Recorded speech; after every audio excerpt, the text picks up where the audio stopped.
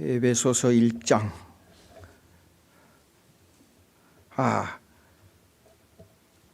그 전에 잠깐요. 아까 우리 목사님한테 제가 허락을 받았습니다. 이거 조금 좀 보세요.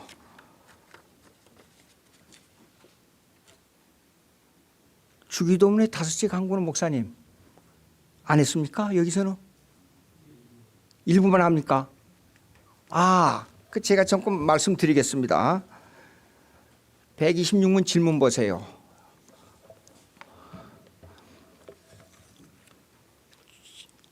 우리가 우리에게 죄 지은 자를 사하여 준 것 같이 우리 죄를 사하여 주옵소서. 이게 있지요. 근데 요거는 그 성경 헬라어를 보면 debts, 그러니까 빚진 자라는 뜻이에요.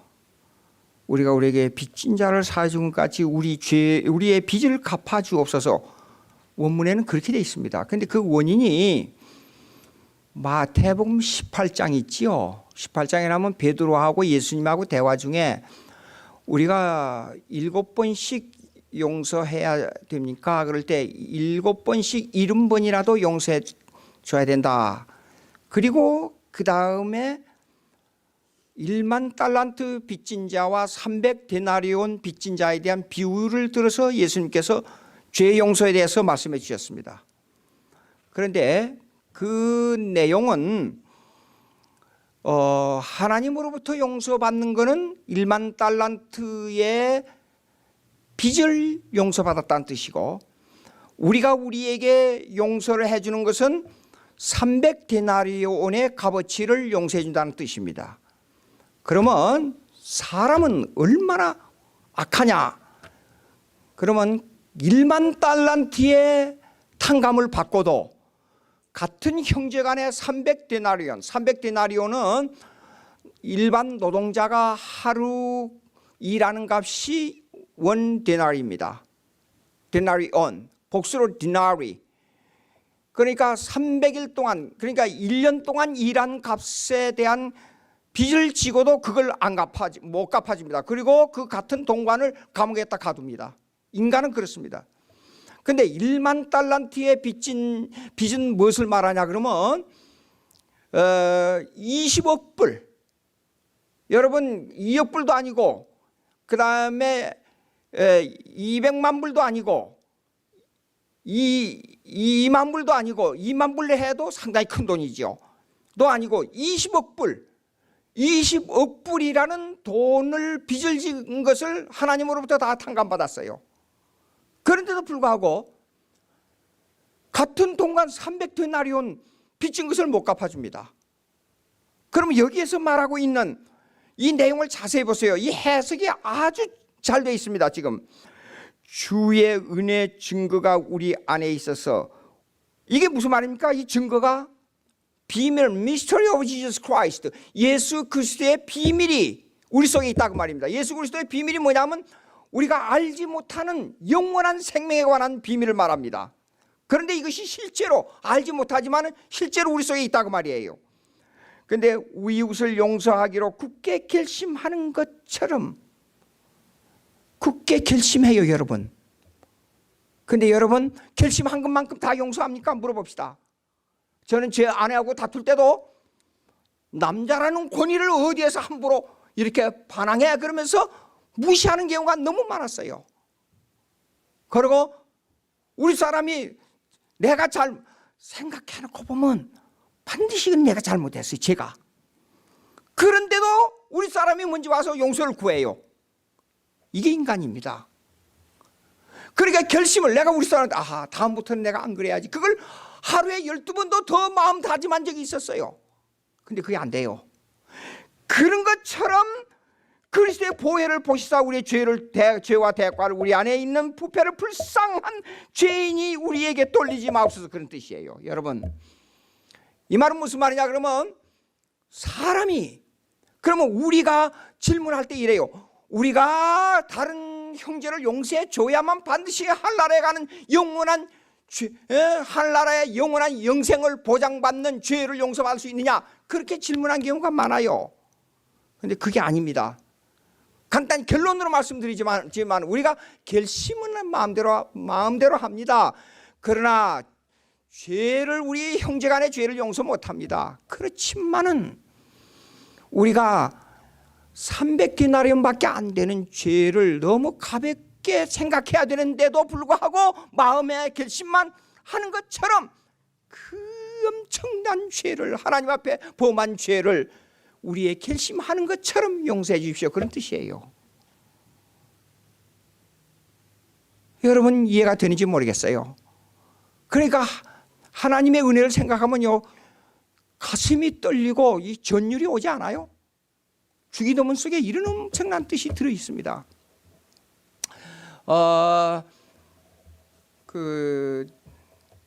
이 인간이 죄를, 이 모든 우주의 모든 형편에, 모든 사건대, 이 설교 중에 나옵니다만 모든 사건, 시공간 속에서 일어난 모든 사건들이 우리의 구원을 위해서 보좌 역할을 합니다. 국가도, 경제도, 또 그 다음에 이게 문화도, 모든 사업도, 우리의 병마도, 모든 것이 앞으로 종말에 다가올 예수님께서 재림할 그 마지막 그 뜻을 이루기 위한 보좌 역할을 합니다. 여러분 기도 속에서 이 주기도문을 많이 외시고 깊이 생각하시기 바랍니다. 에베소서 1장입니다. 9절부터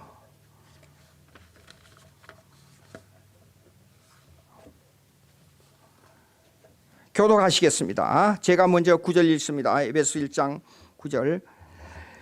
그 뜻의 비밀을 우리에게 알리신 것이요 그의 기뻐하심을 따라 그리스도 안에서 때가 찬 경륜을 위하여 예정하신 것이니,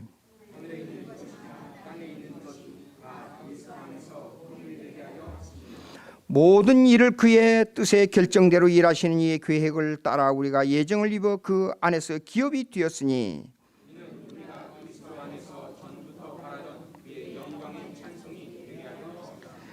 그 안에서 너희도 지혜의 말씀 곧 너희의 구원의 복음을 듣고 그 안에서 또한 믿어 약속의 성령으로 인치심을 받았으니, 다 같이 이는 우리의 기업의 보증이 되사 그 얻으신 것을 속량하시고 그의 영광을 찬송하게 하려 하심이라. 기도하십시다.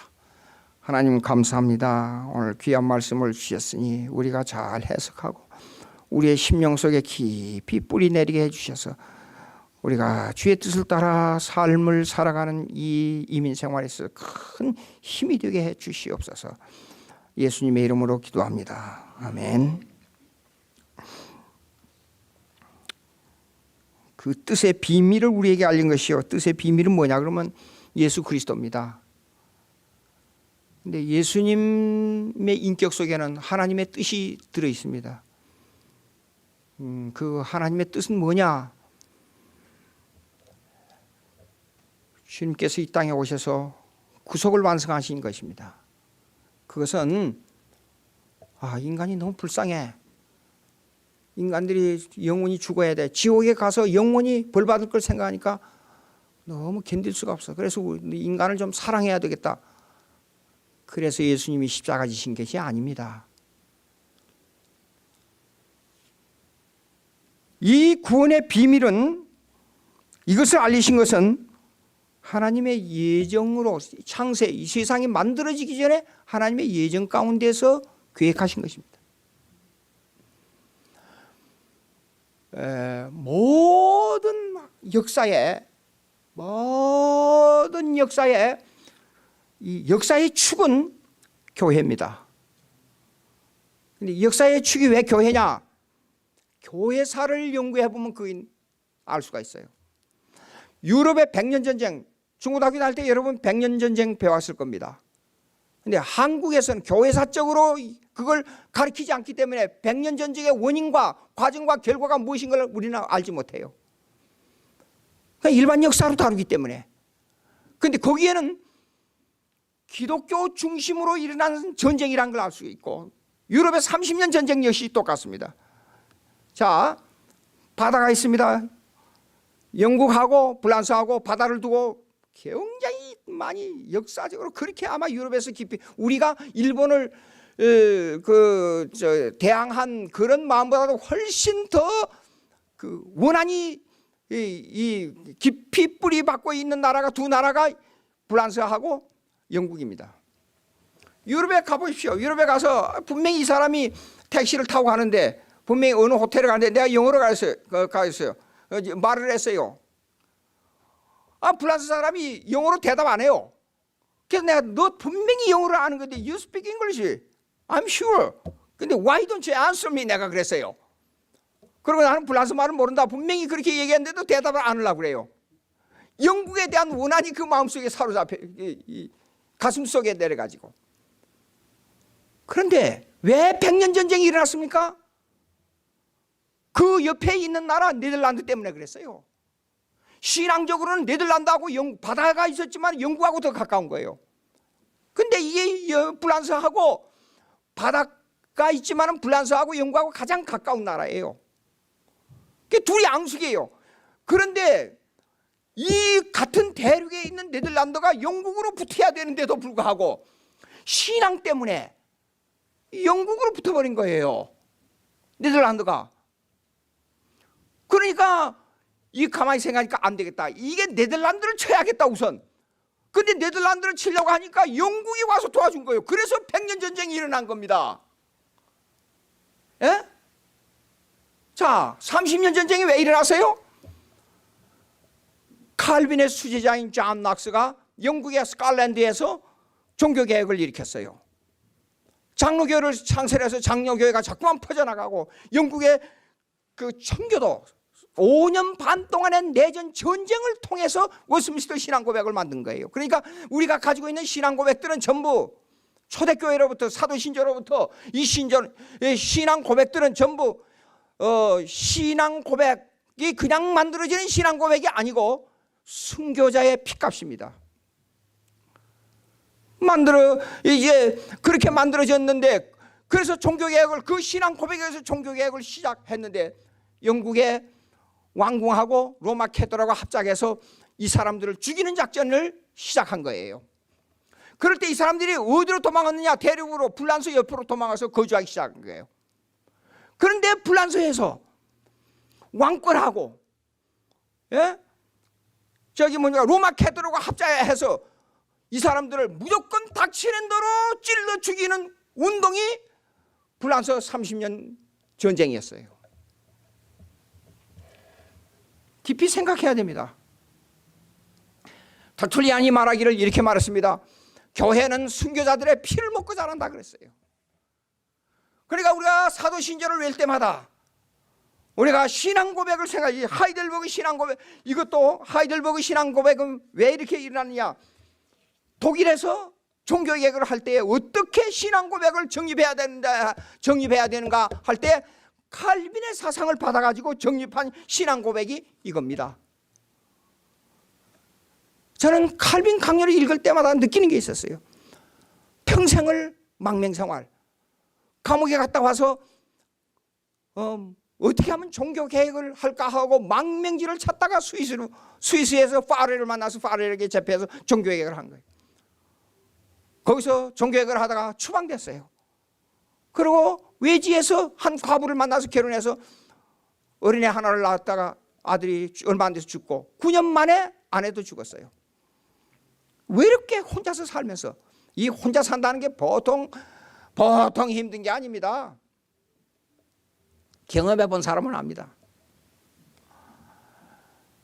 그래서 추방을 당해서 망명생활을 돌아다니다가 또다시 들어오라 그래서 또다시 들어왔다가 또 망명생활, 그런 생활 속에서 어떻게 칼빈 강요와 요한계시록을 빼고 전 성경 주석을 썼는지 저는 이해가 안 돼요.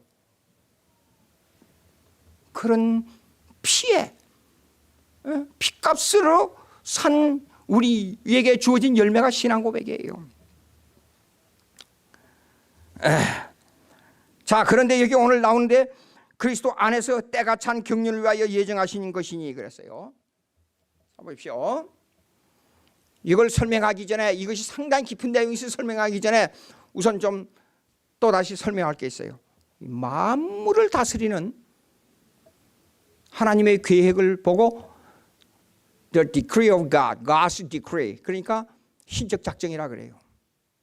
만물, 그다음에 구원에 관한 하나님의 계획을 갖다 예정이라고 해요. predestination. 예정이라 그래요. 근데 아무리 범위가 넓고 커도 이 만물에 관한 계획은 구원에 관한 계획을 보조하는 역할입니다. 자연과 과학과 문화, 국가, 경제, 사회, 교육 모든 것은 교회를 돕는 보조수단에 불과해요. 그래서 거스틴이 두 왕국을 말했어요. 힘의 왕국과 영의 왕국을 말했어요. 근데 역사의 중심은 영의 왕국이라 그랬어요. 성경 읽어보세요. 구약에는 theocracy, 그러니까 신정정치, 하나님이 직접 간섭하는 정치를 했어요. 그러니까 세 가지 직분이 있었잖아요. 왕직과 제사직과 선지자직을 통해서 하나님과 직접 교제하면서 이스라엘 국가를 이루어갔어요.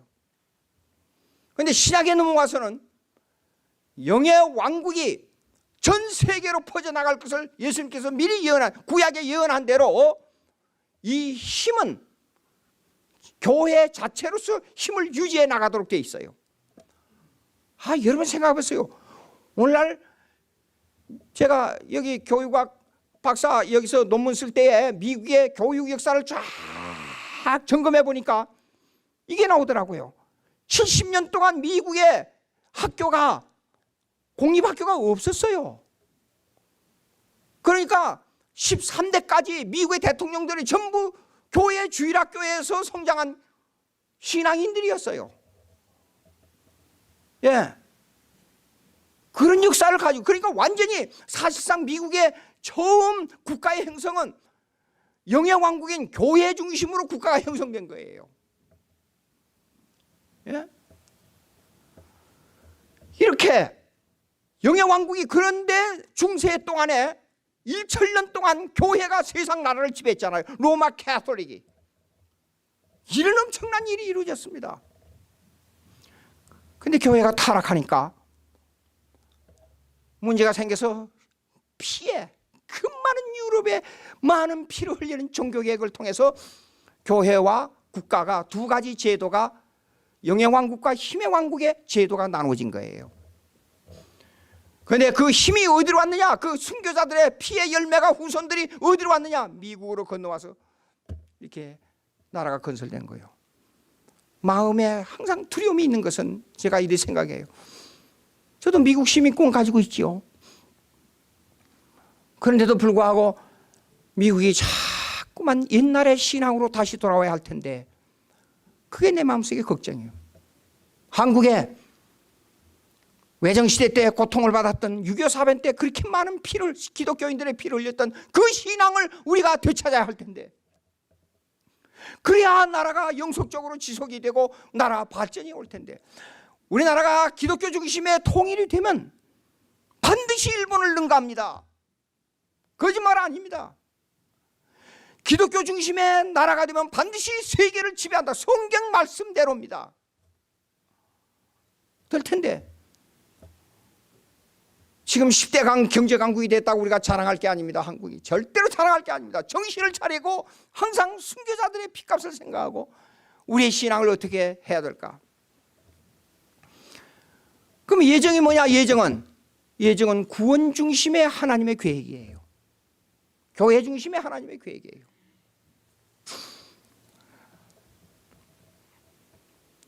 근데 여기 경륜이 나와요. 경륜은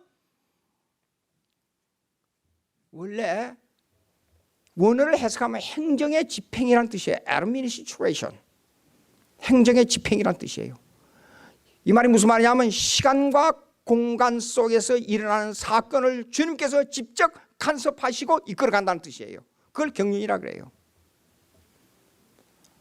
그러니까 언젠간 와서 제가 작년인가 재작년에 왔던가요? 와서 제가 설교할 때 두 가지의 원인, 하나는 이 사건에 대한 원인을 제가 설명한 적이 있어요. 하나는 뭐냐면 remote cause.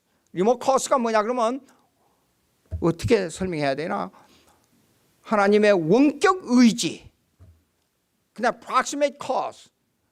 근접 원인. 근저 원인은 여기에서 경륜이에요. 경륜. 시공간 속에서 일어난 사건을 다스리니까 하나님께서. 그러나 원격 원인은 뭐냐? 신적 작정과 예정이에요. 그런데 그 예정이 하나님의 계획의 중심이 예정인데 예정은 구원에 관한 하나님의 계획이라고 말해요.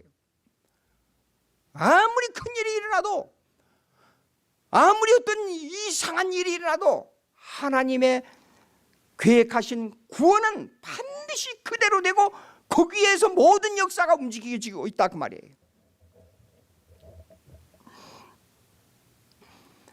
근데 이 예정이 경륜 시간 속에서 일어나는데 보십시오. 10절에 하늘에 있는 것이나 땅에 있는 것이 다 그리스도 안에서 통일되게. 통일. 이거는 유니피케이션이 아닙니다. 이 말 원문을 해석하게 되면 통일되게 하는 말은 뭐냐 그러면 어디에 according to the plan of God이라는 뜻이에요. 하나님의 계획에 따라서 그런 뜻이에요. 그러니까 모든 경륜, 모든 일어난 시공간의 사건은 하나님의 계획에 따라서 된다 그 말이에요. 그것이 통일입니다. 그것이 통일이에요. 예? 하늘에 있는 것이나 땅에 있는 것이나 모든 만물이.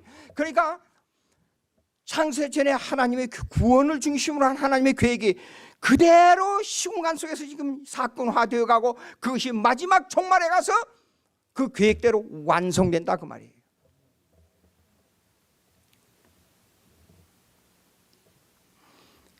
근데 그 중에 중요한 게 우리에게 오는 중요한 게 있어요. 우리에게 오는 거 중요한 것은 기업입니다. 헤리테이지. 기업이 뭐냐? 천국에 가는 보증을 받았다는 뜻이에요. 우리 개인적으로 적용할 때는 그것이 11절에 나옵니다. 모든 일에 그의 뜻의 결정대로 일하시는 이의 계획을 따라 우리가 예정을 입어 그 안에서 기업이 계획을 따라 우리가 예정을 입어. 그러니까 구원에 관한 계획이 뭐냐면 예정이에요. 그대로 그 계획대로 우리가 천국에 가는 보증 티켓을 얻었다고 말이에요. 처음에 제가 예수 믿고 구원을 얻을 때 그냥 좋기만 하더라고요. 그래서 지금도 벌써 올해가 45년 전입니다. 제가 미국에 왔을 때 정말로 그때 가서 저기 산타클라라 조금 밑에 쪽에 그 공부할 때에 샌프란시스코 좀 밑에입니다. 그런데 차를 몰고 지나가다가 동양 사람이 있으면 차를 세워놓고 당신 어디서 왔냐고 물어봐요. 중국 사람이냐 한국 사람이냐. 한국 사람이 그리워가지고. 그래서 한국식을 처음에 와서 뭐 맛있는 거 먹으니까 좋더라고요. 근데 미국 사람하고 한 달쯤 되니까 도대체 된장국이 먹고 싶고 환장하는 거예요. 그래서 몰래 나와가지고 한국 식당에 찾아가서 한 40분 차를 타고 가서 한국 식당에 가서 음식을 먹고 돌아오고. 근데 지금은 거기에서 제가 살던 데서 그러니까 한 4, 50분 올라가면 샌호세라고 한국 타운이 그렇게 크게 형성됐다 그러더라고요.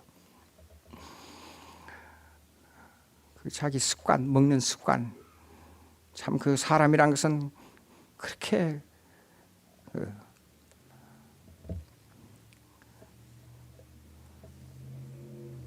근데 그 사건, 이제 우리에게 주어지는 이제 사건들이 있지 않습니까?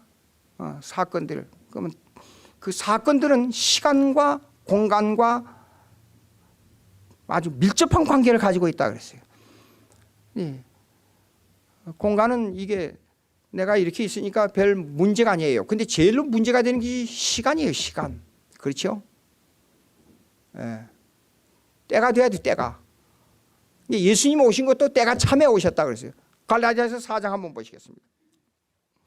4장 1절. 그 앞에입니다.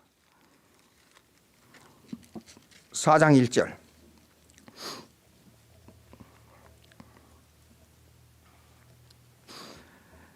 내가 또 말하노니 유업을 이을 자가 모든 것의 주인이나 어렸을 동안에는 종과 다름이 없어서 그 아버지가 정한 때까지 후계님과 청지기 아래에 있나니 이게 무슨 말이냐 그러면요, 이렇습니다. 어렸을 때는 불신자를 말합니다, 여기서요. 근데 후계님과 청지기, 그러면 이게 에피체포우스, 그 다음에 오이코노미아, 이 두 말이 나오는데, 이 말은 뭐냐 그러면 제사율법과 십계명이란 뜻이에요.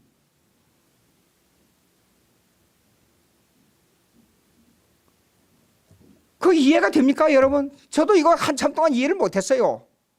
본문을 파가지고 이게 자세히 보니까 이 말이 나오는 거예요. 이게 무슨 말이야 그러면, 예수를 받아들이기 전에는 사실상 내가 어디에 매여 있냐 그러면 구약에 드리는 율법과 제사에 매여 있어요.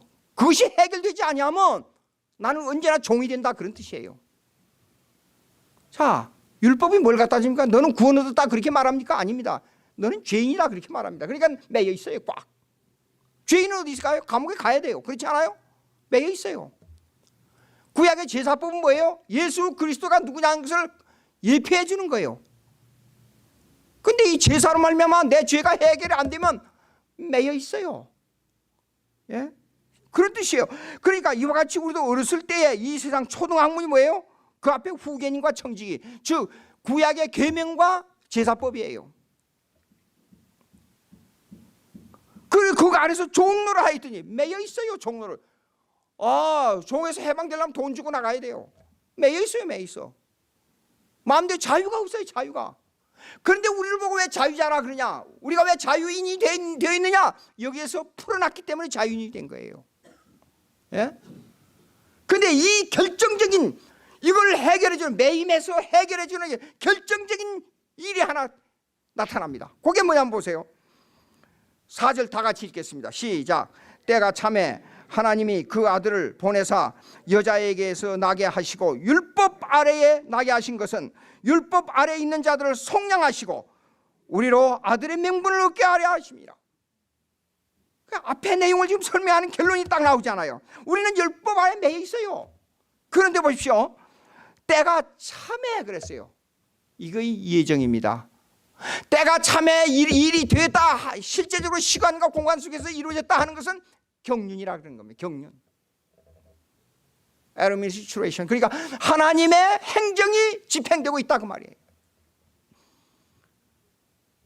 교회사를 공부하면요, 예수님이 오실 것을 그 역사가 전부 준비하고 있었어요. 로마가 세계를 통치하고 있었지요. 그러니까 사도 바울이 온 세계로 다니면서 마음대로 복음을 전파할 수 있는 길을 열어놨어요. 두 번째로 코이노니아 헬라어를 가지고 세계를 통역할 수 있는 언어가 통일돼 버렸어요. 예. 언어.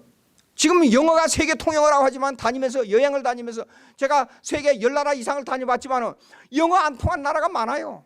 아주 힘들어요. 예, 세계를 통일하고 있었습니다. 그리고 유대인들이, 특별히 예수님의 족보를 연구해 보면 이거는 정말로 기가 막혀요. 족보. 왜 그렇게 족보가 그 순서대로 나오면서 14대 14대 14대가 나오냐 하는 것도 기가 막혀요. 족보를 연구하면 아니 왜 이렇게 이방인들이 많이 들어와 있어요? 왜 이렇게 시시한, 정말로 더럽고 추하고 우리 입에 말할 수 없는 그런 사람들이 많이 들어왔어요? 생각을 해보세요. 어느 여자가 자기 시아버지를 유혹해가지고 아기를 낳은 사람이 어디 있어요, 이 세상에? 기가 막혀요. 그런데 때가 참에 하는 것은 만사가, 그리고 유대인들은 그런데도 불구하고 민족주의에 취해 있었단 말이에요. 예? 민족주의에. 그런데 하나님께서 유대인들이 400년 동안이나 그렇게 선지자를 기다리고 목마르게 기다리고 그럴 때 탁 예수님을 보낸 거예요. 그리고 하나님의 뜻을 이루기 위해서 유대인들을 통해서 고소하게 만들었어요. 그리고 제목이 뭡니까? 유대인의 왕이라는 제목으로 세상 떠났어요. 십자가에 죽었어요. 때가 참에 모든 시간과 사건을 경륜 속에서 이루어간다, 그런 뜻이에요. 자, 보십시오. 그러면은 에베소서 넘어가서 보세요. 그런데 우리가 기업이 되었다 그래. 헤리테지, 상속을 받았다는 뜻이에요. 생명의 상속, 영원한 하나님의 아들의 상속을 받았다고 말이에요. 예? 때에 대해서 이 얘기가 많이 나와요. 전도서 한번 보시겠습니다. 때에 대한 얘기가 나옵니다. 시편, 잠언, 전도, 아가.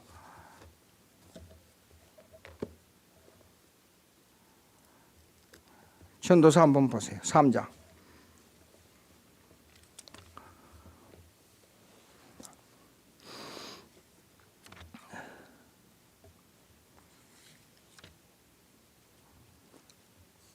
(1절) 범사에 기한이 있고 천하 만사가 다 때가 있나니. 2절 다 같이 읽겠습니다.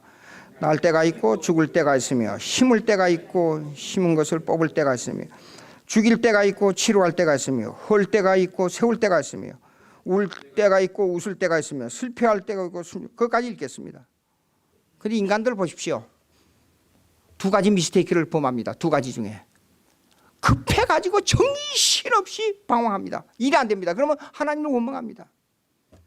두 번째, 잘못하고 있는 것이 뭐냐면 때가 있으니까 가만히 있자 그러고 게으름을 피웁니다. 두 가지 다 잘못이에요. 열심히 일하되 하나님의 뜻, 하나님의 경륜을 생각하는 사람이 돼야 돼요. 예? 그러니까 신앙인은 이렇습니다. 잘 때도 주님의 은혜요, 못 때도 주님의 은혜요. 잘 때도 주님께 영광이요, 못 때도 주님께 영광이요. 그 자세가 경륜을 수용하는 신앙의 자세예요.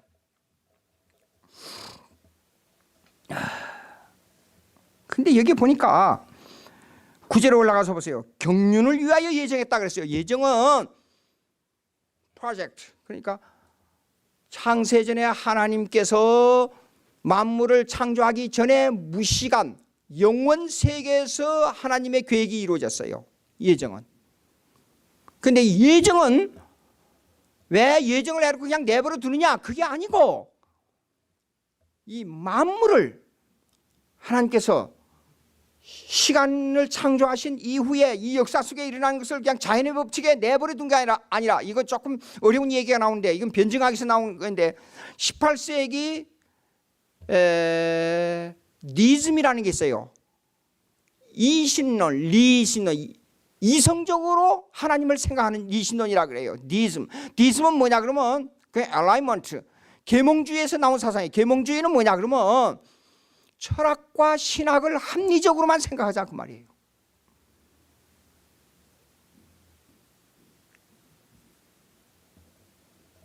여러분 그렇게 가능합니까? 합리적으로 예수님 무리로 걸었어요. 합리적으로 증명해 보세요. 안 되잖아요. 리신론이요.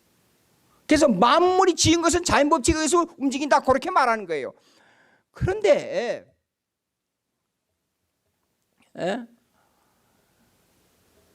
하나님께서는 성경에 이렇게 말씀하고 있어요. 만물을 창조하시고 그래서 창조하시고 governing 이걸 다스리시고 그다음에 preserve 이걸 보존하시고 그다음에 providence 섭리하신다 그랬어요. 그러니까 우리가 이루어지고 만나고 하나님을 섬기고 하는 이 구원을 중심으로 일어난 구원과 관계 없는 것 같이 보이는 모든 사건이 구원과 관계돼서 일어나고 있다 그 말이에요. 예? 모든 사건이 하나님의 뜻하고는 관계없이 일어난 사건이 하나도 없다. 그러니까 보세요. 계획을 따라 우리가 예정을 입어 그 안에 기업이 됐으니 우리가 그 안에서 전부터 바라는 영광의 찬송이 되게 하려 하심. 영광의 찬송이 되게 하려 하심이라 이 말은요. 밑에 나온 14절 보십시오. 그의 영광을 찬송하게 하려 하심이라. 이 말을 원어적으로 해석해 놓고 보니까 이런 뜻이에요. 나 깜짝 놀랐어요. 우리가 하나님을 축복하게 해 주시옵소서 그런 뜻이에요. 여러분 그 말이 가능합니까? 우리가 하나님을 축복해요. 하나님을. 왜 그 말이 나오냐? 역으로 생각하면 이렇습니다. 그래서 성경에 나오는 거 아가스 같은 게 나오는 의인을 얘기하게 되면 사랑해 내가 왜 왼팔로 눕고 오른팔로 너를 안는다 이게 무슨 말이에요 이게요? 예. 그리고 주어가 없이 그러니까 그걸 엔트로파파티즘이라 그러고 엔트로포모티즘이라 그래요. 그걸 주어가 없이 사람이 아닌데 사람처럼 말하는 거예요. 그거요. 예? 그 왜 그러냐? 예수 믿었습니다. 하나님을 알았습니다. 그리고 내 영원한 생명을 생각했습니다. 그리고 한나라에 갈 걸 생각했습니다. 이 세상 것을 생각해 봅니다. 비교대조해 봅니다. 그걸 실제로 깨닫고 보니까, 이 비밀을 알고 보니까 너무 하나님 앞에 표현할 길이 없는 거예요. 하나님에게 뭘 좀 말씀을 좀 드려야 되겠는데 하나님 어떻게 할까요? 그래서 극단적인 표현이 뭐냐면 하나님을 좀 축복해 드리고 싶은데 못하겠습니다. 그런 뜻인데 이것이 어떤 말로 나타나냐? 하나님 축복 받으시옵소서. 그렇게 되는 거예요. 그걸 그대로 해석하면 안 됩니다. 그런데 이 뜻은 뭐냐면 우리의 입장에서는 영광을 찬송하게 하려 하심이라 그랬어요. 시를 공부하신 분들은 압니다. 성경을 많이 성경의 시가 3분의 1 정도 되는데 성경을 많이 읽으면 유명한 시인이 될 수가 있어요. 그래서 내가 미국에 와서 영문학을 공부할 때에 슈트리, 가루스라는 시를 써가지고 그 대학에서 대학 그걸 갖다 뭐라 해요? 그 문학 경연대 하는데 그걸 내고, 그 다음에 월드네스, 광야라는 시를 2개를 냈어요. 근데 슈트리가 당선돼가지고 영문학 교수가 그걸 보고 대단히 칭찬을 해서 나도 시를 쓰면 되겠다. 그래서 슈트리는 뭐야? 그러면 이거예요. 성도가 가로수예요. 그리고 자동차의 매연이 세상의 유혹의 바람이에요. 그리고 그 아름답게 피는 거리의 그 휘황찬란한 모든 것들이 죄악이에요. 그래서 그런데도 불구하고 그런 것을 물리치고 혼자서 땅속에서 물을 빨아들여서 성도는 잎을 넓게 펼치고 지나가는 사람에게 그늘을 만들고 도시를 정화하는 것, 이것이 성도예요. 근데 그걸 보고 그 영문학 교수가 그렇게 칭찬해요. 그래서 제가 시를 써가지고 이름을 김통탄이라고, 통탄이라는 이름을 변경을 해가지고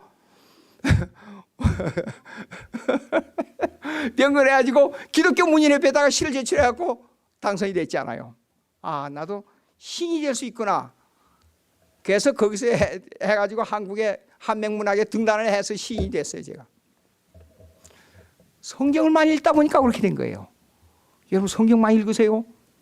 유명한 역사가가 될 수 있고 유명한 시인이 될 수 있고, 여러분 철로역정 전부 시적으로 했잖아요. 글이 전부. 예. 좋습니다. 그 다음에 여러분 음악하고도 아주 관계가 많잖아요. 우리 한국에는 궁상각치고 2부에는 조금 시간이 들으셔도 되죠. 예. 궁상각치고 도레미솔라만 있잖아요. 근데 팔도음으로 됐잖아요. 도레미파솔라시도. 그래서 내가 한국에서 음대 다니면서 이 대입법을 좀 공부해가지고 성가지휘를 했었습니다. 근데 이거 성경을 읽어보니까 성경에 팔도음이 나오잖아요. 이거요. 역대상 15장에 보니까 악기를 쓰는 방법, 그 다음에 합창을 하는 방법, 독창은 어떻게 하는 방법이 다 나오잖아요. 성경에는 유명한 음악을 말하고 있어요. 수천 년 전에 벌써. 예? 그 다음에 스미니스, 히브리 말로 알라모스. 왜 나오느냐? 여자의 높은 음인 알라모스 소프라노구나. 그걸 여기에서 한 거예요. 여기에서 성경에서. 그래서 스미니트 하게 되면 남자의 음이니까 보통이니까 팔도음이 되는 거예요. 근데 한국 음 가지고 궁상각치고 오음만 가지고 찬송가를 어떻게 해낼 수 있어요? 생각을 해봐요. 그리고 악기를 쓸 때도 타악기와 그 관악기를 어떻게 써야 되는 거 거기 다 나와요. 그러니까 음악도 시도 모든 것도 성경에 들어, 모든 역사 문화 다 들어있어요. 성경만 읽으면 성경. 특별히 시인이 되고 싶으면 욥기서를 한 100번만 읽으면 유명한 시인이 될 수가 있어요. 거짓말 아닙니다. 조금 얘기가 다른 데 갔습니다만,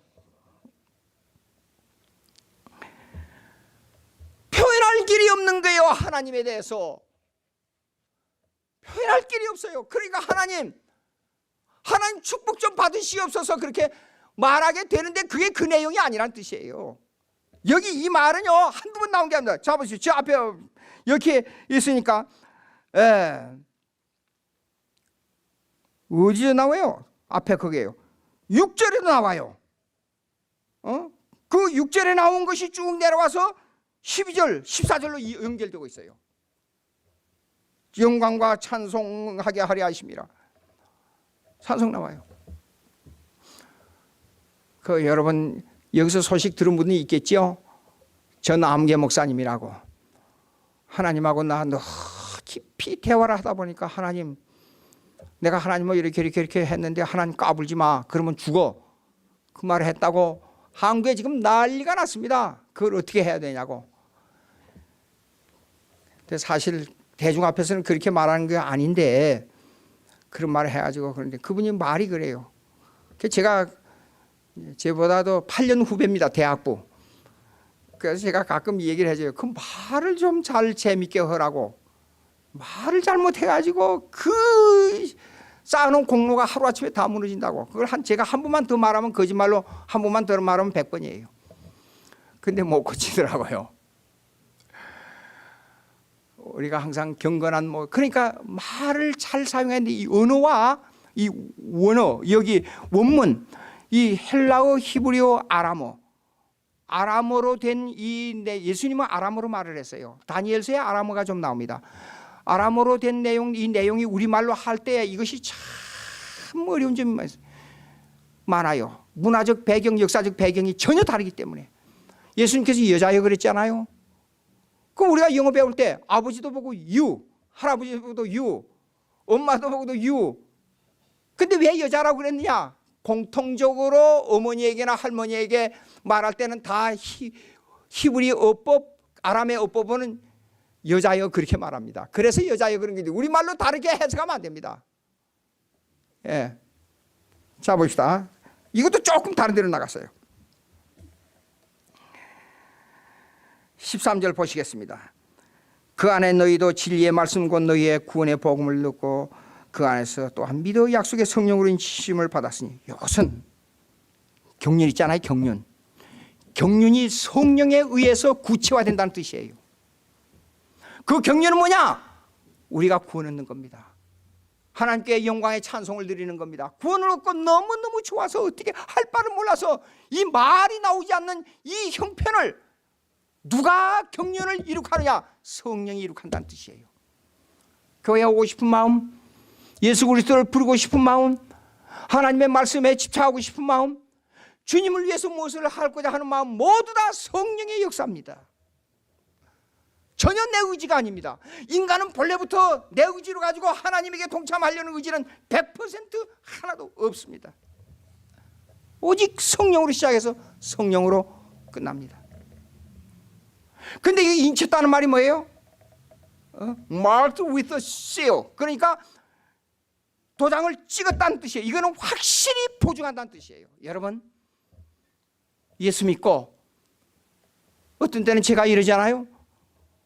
힘이 없고 지쳐서 낙심될 때 많아요. 한국의 교회가 자꾸만 퇴보합니다. 교인 수가 줄어갑니다. 그 집회에 나가서 하는 말이 이것이었습니다. 처음 신학을 회복하라. 그런 건 성경 교리는 무시하고 도덕적 훈련, 나를 때린다고 목사님들이 나와서 자기가 스스로 회초리 때리고 100번 1000번 해봐라. 아무 소용이 없어요. 개혁신학으로 돌아가야 됩니다.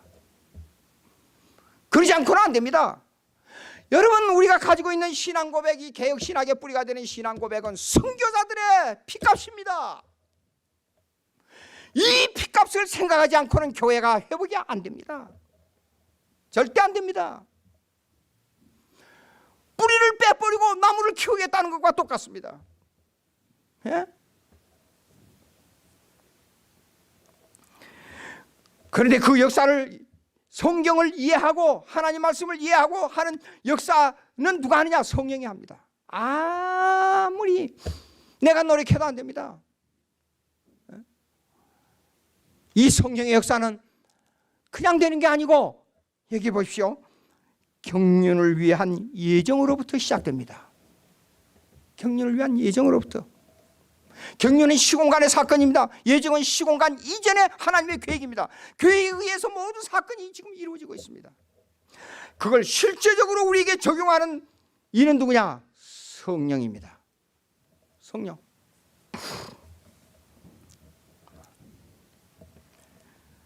근데 이 성령이요, 자 보십시오.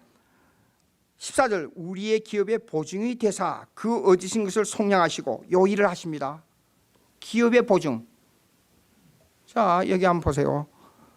여기는 빚쟁이가 있어요. 빚을 받아야 할 사람. 이건 빚을 갚아야 할 사람이 있어요.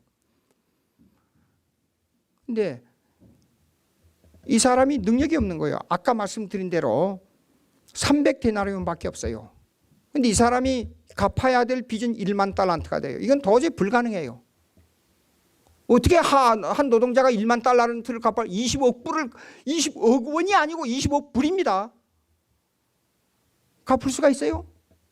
안 되는 거예요. 예. 근데 여기에 대한 보증이 하나 왔어요. 보증이. 이 보증을 인식하게 하여 주는 이가 누구냐면 성령님이에요. 보증은. 근데 보증은 뭐라 그러면 야, 내가 이렇게 했으니까 그냥 너 예수 믿으면 구원 얻어. 그게 아니고 이거는 반드시 속량금을 지불해야만 보증이 되는 사람, 보증이 되는 겁니다. 그러니까 여기에 있는 빚을 못 갚을 사람이 있는데 딱 나타나가지고 내 너를 위해서 1만 달란트 갚아줄 테니까 염려하지 마. 그래서 이 사람이 이 ransom이라 그래요. ransom. 그 요즘 말하자면 여기서 여기 쉽게 말하자면 여기에서 뭡니까? 감옥에 들어갈 사람이 얼마 지불하고 임시로 나오지요. 그걸 여기로 뭐라 그러죠? 보석금. 보석금은 아니지만 약간 그거하고 비슷해요. 그러나 속량금은 뭐냐 그러면 이걸 다 갚아주는 거예요. 보석금은 일시적이고. 예. 다 갚아주니까 이 사람이 자유자가 된 거예요. 이것을 인식하고 이것을 우리 속에 적용해 주는 이가 누구냐면 성령님이에요. 예. 그런데 속량하시고 그의 영광을 찬송하는, 그냥 그렇게 됐으니까 인식했으니까 찬송 기뻐합시다, 좋습니다, 할렐루야, 박수 치고. 그런데 이것이 성화 과정으로 들어갈 때는요, 인간에게 주어진 여러 가지 일들이 일어납니다. 그것이 경륜이에요. 경륜. 구원의 서정에 보게 되면 맨 처음에 불러요. 하나님이 부르고 그 다음에 우리를 훈련해 양자가 되게 해요. 양자는 뭐냐면 죄인의 종에서부터 우리를 하나님의 자녀로 입적하는 겁니다. adoption. 양자가 되고 난 다음에는 뭐라냐면 하나님께서 너희는 의인이다 하는 justification, 그러니까 법적 선고를 해줘요. 우리는 몰라요. 하나님이 하시는 일이니까. 근데 우리가 하나님의 자녀로서 인식하는 과정은 뭐냐면 성화 과정이에요. sanctification. 성화 과정. 성화 과정에서는 여러 가지 일들이 일어나요. 내가 하나님의 자녀로서 누구인가? 내 아이덴티피케이션이 어디에 있는가? 내가 무슨 일을 해야 되는가? 나에게 닥친 일들이 어떻게, 왜 이런 일이 일어났는가? 이런 일들이 막 겹치게 돼요. 수없이 겹치게 돼요. 로마서 8장을 한번 보시겠습니다.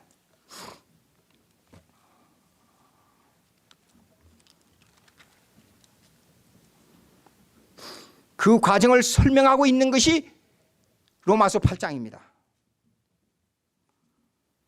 15절 보시겠습니다. 로마서 8장 15절. 너희는 다시 무서워하는 종의 영을 받지 아니하고 양자의 영을 받았으므로 우리가 아빠 아버지. 이거 아빠라. 이게 어떻게 신학을 공부했다는 이게 대단한 분들이 신학 교수들이 모여가지고 이렇게 번역을 잘못한지 모르겠어요. 아바라 하는 말은 아람어예요. 예수님께서 이 땅에 오셔서 말씀을 할 때는 아람어를 사용했어요. 히브리 말을 사용한 게 아니고. 그런데 아바라는 말은 아빠라는 말이 아니고 father, 아버지라는 뜻이에요. 그러니까 아바 그래 놔두는 게 좋습니다. 그리고 그 옆에다가 아람어로 해가지고 아버지란 뜻이다. 그렇게 줄을 달아주는 게 좋아요. 근데 아빠란 뜻이 아니에요, 이거요. 근데 왜 이렇게 했는지 모르겠어요. 그러니까 왜 그랬냐? 그럴 수밖에 없는 것입니다. 이게 신약 성경은 헬라어로 쓰여졌어요. 근데 아람어야 아바라는 말을 헬라어로 어떻게 번역해야 됩니까? 그러니까 아바를 그냥 그대로 써버린 거예요. 그러니까 아람어로 아바는 아버지다. 양자가 됐지만 진짜 아버지로, 하나님은 우리와 관계가 없는 분인데 진짜 아버지가 됐다, 그런 뜻이에요. 그러니까 아빠라고 쓰면 안 됩니다, 이거요. 그래서 제가 속해 있는 교단에서 이런 문제 때문에, 그래서 제가 조사를 해보니까 제가 조사한 것만 해도 원문에서 잘못 번역된 게 한 30가지 나와요. 다른 교수들한테 전부 물어져 나오니까 40몇 가지가 번역이 잘못됐어요. 조사를 해보니까. 하나님은 나와 관계없지만 이제는 아버지로 부르게 됐습니다, 그 말이에요. 자, 15절 16절. 그런데 이것을 누가 가르쳐주느냐? 누가 가르쳐주느냐? 우리의 심령 속에 누가 적용하느냐? 성령이, 보십시오, 친히 우리의 영과 더불어 우리가 하나님의 자녀인 것을 증언하시라니. 자녀이면 또 아닌 상속자, 곧 하나님의 상속자요, 헤리티지, 상속자요, 또한 자요, 그리스도와 함께 한 상속자니 우리가 그와 함께 영광을 받기 위하여 고난도 함께 받아. 문제는 여기 있습니다. 영광 받습니다. 근데 그냥 받는 게 아니라 고난도 함께 받아야 된다 그랬습니다. 성도가 성화 과정에 들어오면 여러 가지 일들이 벌어져요. 하나님의 뜻은 내가 생각하는 정반대 방향에서 올 때가 수없이 많습니다. 병마를 통해서 하나님의 뜻이 와요. 가난을 통해서 하나님의 뜻이 와요. 내가 사업이 망하는 것 때문에 하나님의 뜻이 와요. 내 가족이 죽어나가는 일 때문에 하나님의 뜻이 와요. 내 동생 남편이 서울대학교 경영학과 졸업했습니다. 내 여동생 남편이.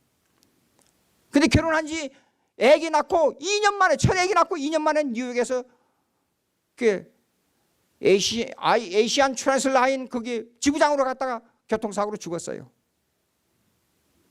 하도 몸부림을 치길래 우리 동생 보고 그랬어요. 너는 이렇게 생각하라.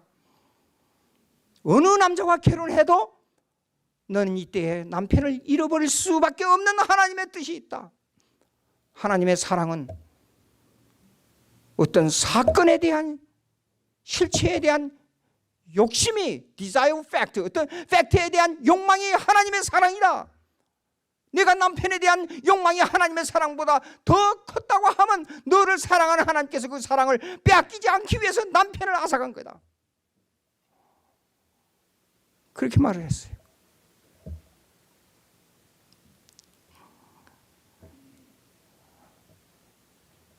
고난이 옵니다, 여러분. 그렇게 찬송하고 하나님을 영화롭게 하고 싶은데 고난이 옵니다.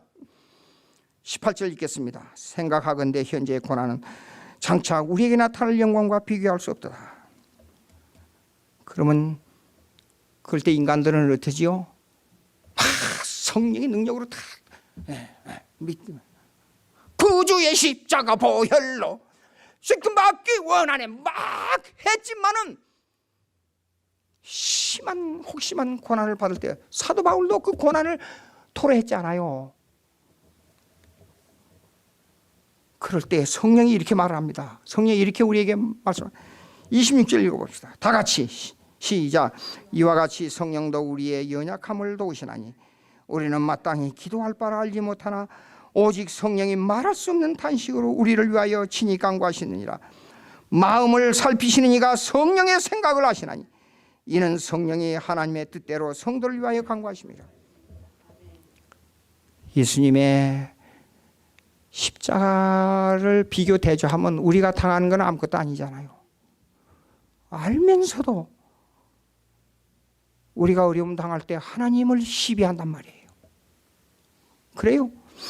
여러분들은 믿음이 축출하고 성령 충만해서 절대 그러지 않을 줄로 생각이 듭니다만은 저는 수없이 하나님에게 질문을 많이 던졌어요.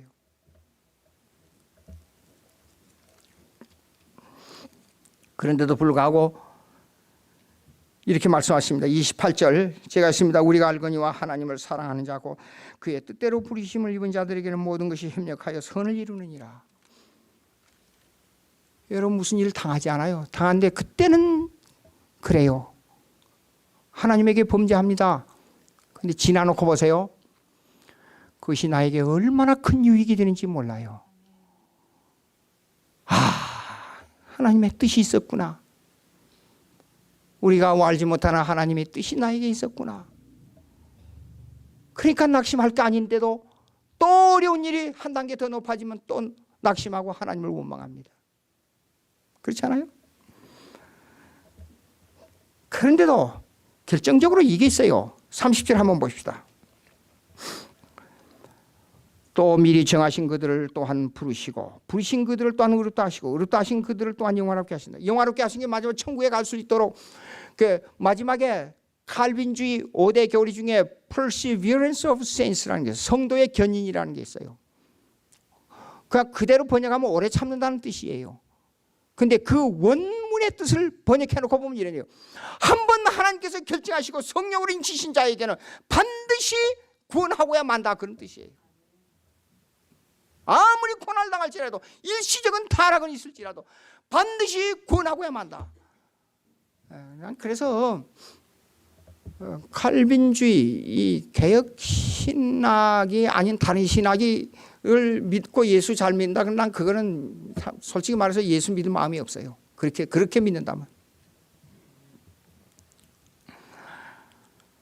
자 보세요. 먼저 불러요. 그렇지 않아요? 부른다면 야 이놈아 내가 언제 에덴 교회 가서 어떻게 하니까 어디로 가라. 그렇게 부릅니까? 아니에요. 고난을 통해서 어려움을 통해서 친구를 통해서 이런 일들로 부릅니다. 하나님께서. 그리고 아까 말씀드렸죠. justification 의롭다 하시고 의롭다 하신 그들을 영화롭게 하셨느라. 그 순서를 이렇게 이걸 라틴어로 오로 살리투스라 그래요. 이거는 구원에 차서 구원의 과정이 어떻게 이루어지느냐 하는 것을 설명하고 있는 거예요.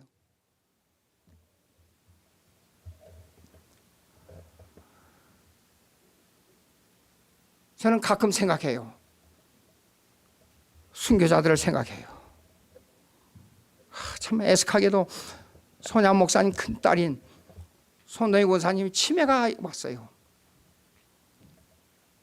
그 교회 다니면서 그 간증 좀 많이 하시오. 그리고 그렇게 얘기를 하는데도 그거 몇 교회 안 하더라고요. 내 제자들 교회도 많이 안 하더라고요. 문제가 있어요. 문제가 있어. 내가 신학교를 책임지고 할 때 2년 만에 한 번씩 그분을 불렀어요.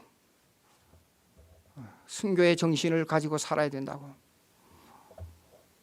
제가 책임을 놓고 나니까 뭐 학교도 흐물흐물해지고 신학이 약해져요. 신학이 약해져. 한국교회 문제는 신학교의 문제입니다. 올바른 신학을 가진 사람을 길러내야 돼요. 신학교의 문제는 교수의 문제입니다. 교수 한 사람이 잘못 들어오면 신학이 망쳐버려요.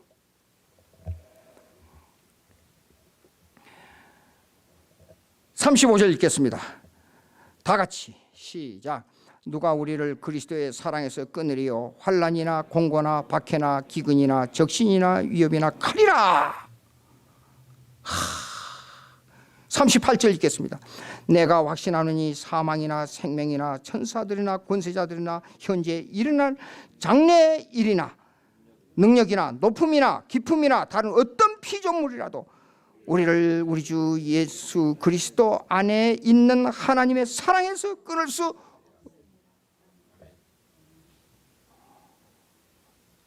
성도의 견인 한 번 택한 사람 반드시 놓지 않으십니다. 하나님께서. 이것이 경륜 속에서 이루어졌다 그 말입니다. 성도 여러분, 내 자신 내일 죽을지 모레 죽을지 모릅니다. 하나님 할 수만 있다면 120세까지 일하게 해주십시오. 그런 기도도 가끔 나와요. 근데 그것도 내 뜻대로 마옵시고 아버지의 뜻대로 하옵소서. 죽는 날까지 하나님을 위해서 작은 일을 어떻게 해낼까? 마음대로 안 돼요. 정말 마음대로 안 돼요. 우리의 삶 속에서 항상 하나님의 영광이 여러분 심령 속에 영원하기를 바랍니다. 기도하십시오. 하나님 아버지 감사합니다. 저희들에게 경륜에 대해서 생각했습니다. 주의 뜻대로 모든 것이 됩니다. 모든 역사는 교회 중심으로 일어납니다. 도와주시옵시고 이런 교회가 이 말씀에 살아서 움직이는 충만한 성령 충만한 말씀 충만한 지혜 충만한 은혜 충만한 교회가 될 수 있도록 하늘문을 열어서 이 귀한 복을 풍성하게 내리고 주시옵소서. 예수님의 이름으로 기도합니다. 아멘.